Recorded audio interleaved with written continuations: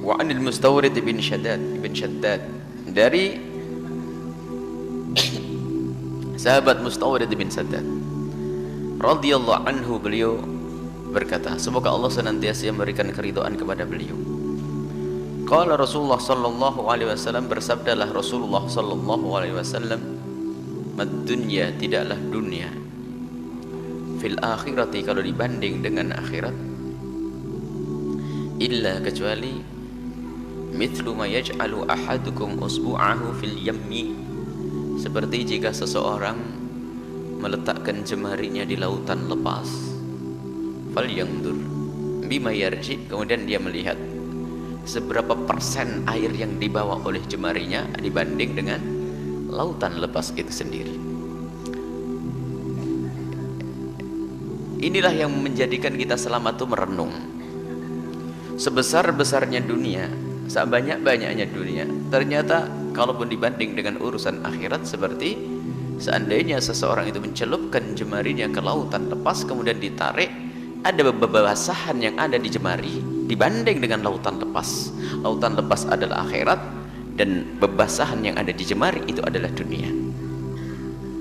Dan begitu juga semua kenikmatan yang ada di dunia, kalau dibanding dengan kenikmatan yang ada di akhirat, tidak ada apa-apanya.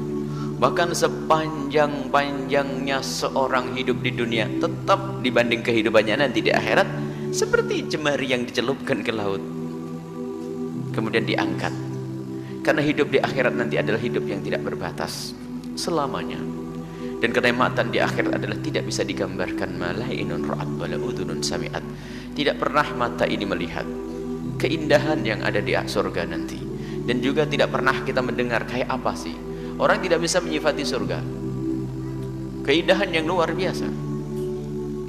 Perlu kita bangun keyakinan ini, perlu kita banyak merenung. Dan memang betul, kita mendengar cerita kaya, Qarun sendiri sudah meninggalkan dunia itu berapa ratus tahun yang lalu. Dan kita juga mendengar kisah orang-orang kaya yang ada di kiri kanan kita yang sekarang sudah dikubur. Mungkin kita mendengar cerita orang kaya pada zaman-zaman terdahulu dan sudah tidak ada lagi di dunia. Bahkan mungkin sudah diwaris atau direbut oleh orang lain hartanya, dan begitu seterusnya. Dan kita pun saat ini memang hidup di atas bumi ini. Akan tapi lihat, beberapa ratus tahun yang lalu kita sekedar cerita. Kekayaan yang kita kumpulkan pun tidak ada. Rumah megah, mobil mewah pun sudah tidak dinisbatkan kepada kita lagi. Dan semuanya seperti itu. Dan ternyata sangat kecil, sangat sebentar sekali hidup kita itu. Kita seperti orang numpang lewat kalau orang paham. Tiba-tiba sudah dikubur kita. Rencana si panjang, seolah-olah tidak mati. Itu kan rencana kita. Akan tapi hakikatnya itu sebentar, lihat. Tiba-tiba kita sudah dikenang oleh cucu kita. Oh, mbahku sudah dikubur, ini mbah kita. Dulu tahun 2000 berapa itu hidup, Masya Allah, dia kaya raya. Tapi sekarang kubur, mati mbah kita. Semua dari kita seperti itu.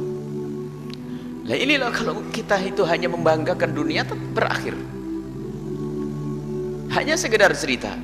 Tapi yang kita banggakan akhir. Jika yang kita banggakan adalah akhirat, abadi yang menyanjung adalah Allah nanti di akhirat. Bahkan Nabi pun menyanjung. Nabi SAW menyanjung kita nanti di akhirat. Ini.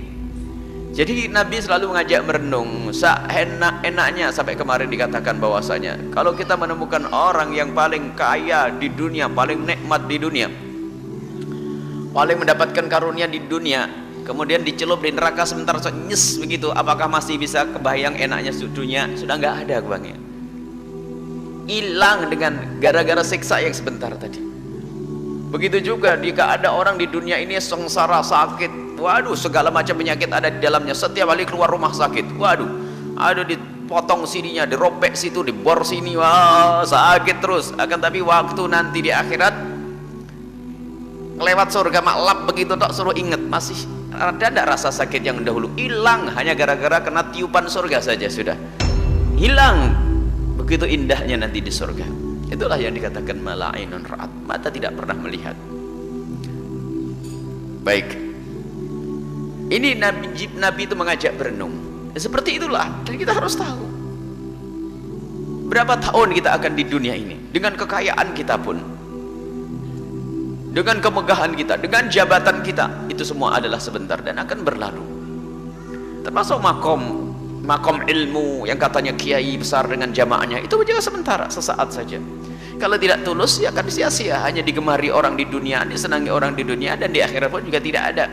Sebab ini bukan tujuan, akan tapi tujuannya adalah setiap orang yang belajar dengan seseorang itu adalah semoga menjadi tabungan nanti di akhirat, kan begitu. Harus begitu yang ada di hatinya siapapun yang mengajari orang. Bukan hanya urusan besar-besaran jamaah atau gede-gedean pondok pesantren. Pondok pesantren akan hancur bersama gempa. Bersama hancurnya bumi ini pun akan hancur. Akan tapi nilai dan makna daripada pembangunan pondok pesantren itulah yang akan dibawa di akhirat nanti. Ayo kita semuanya cerdas dengan ini semuanya.